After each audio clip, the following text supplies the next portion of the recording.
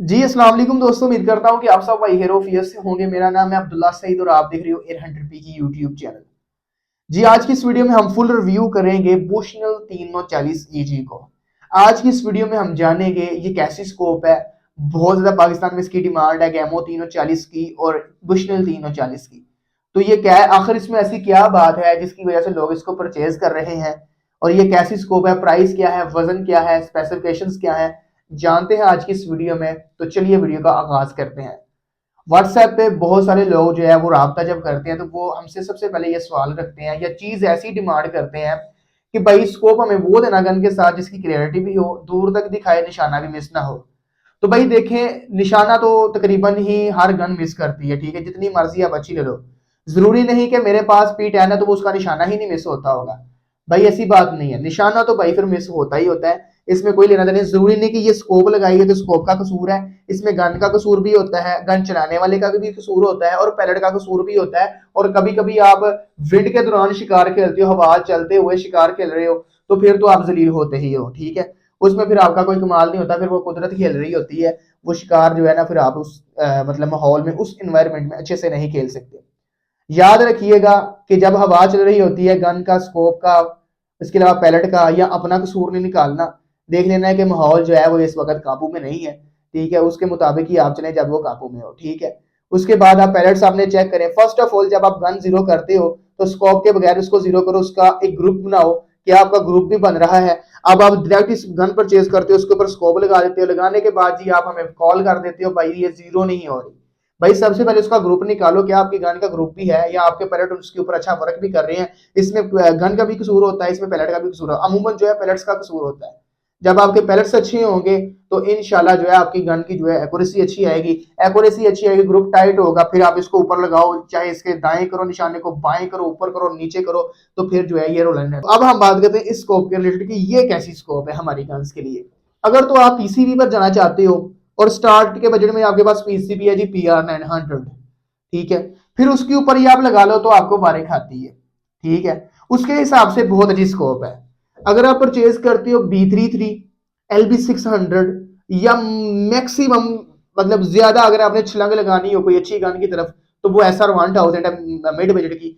तो उसके ऊपर ये गन स्कोप जो है वो अच्छे से थोड़ा बहुत वर्क कर जाता है, लफ्ज थोड़ा बहुत। तो मैं एक रिव्यू कर रहा हूँ तो ऑनेस्ट रिव्यू करूंगा, तो मैं यहाँ पर ये नहीं कि इसके तारीफों के पुल बांधने हैं। यहाँ जहां से ये अच्छी है वहां अच्छी की बात होगी, जहां से ये बुरी है वहां बुरी की बात होगी, ठीक है। अगर आप स्प्रिंगर पर लगाना चाहते हो तो फिर आप, मैंने आपको गन्स रिकमेंड कर दी है, B2/4P, P33, P32, LB600, WF600, SR1000S। SR1000S का भी जो झटका है ये स्कोप मुश्किल से बर्दाश्त कर पाएगी, मगर तकरीबन जो है उस गन के लिए ये भी एक बेहतरीन ऑप्शन है। 50-50 का चांस है कि उसके ऊपर ये अच्छे तरीके से बैठ जाए, ठीक है। इसके बाद हम बात करेंगे दोस्तों ये किस मुल्क में बनाई जाती है। ये बनाई जाती है चाइना में। जो इसे कंपनी बनाती है वो है बुशनल। 3 से लेकर 9 तक इसका जूम है, और ईजी का मतलब है इल्यूमिनेटेड रेटिकल, ठीक है। रेड एंड ग्रीन इसका जो है वो अंदर से रेटिकल होता है।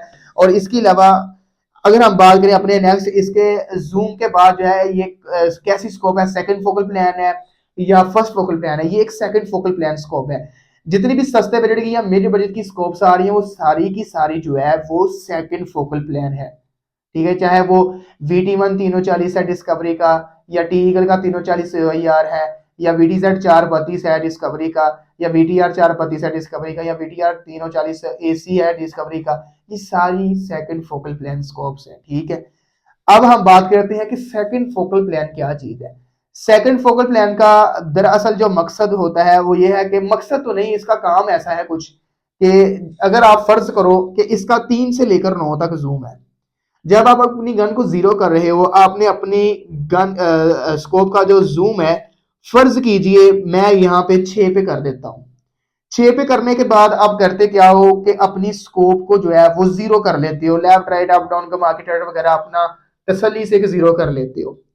अब आप फील्ड में जाते हो, एक आपको परिंदा जो है वो नजर आता है 50 यार्ड पे, स्कोप आपकी आपने जीरो की थी 25 यार्ड पे, ठीक है। अब आप कहते जी मैं ना इसका जूम 7 पे या 8 पे कर लेता हूं, क्योंकि ये जो मेरा परिंदा है दूर है, थोड़ा सा करीब दिखेगा तो अच्छा निशाना लगेगा। तो भाई आपका स्कोप का जो जीरो है वो आउट हो जाएगा, क्योंकि ये एक सेकंड फोकल प्लान स्कोप है।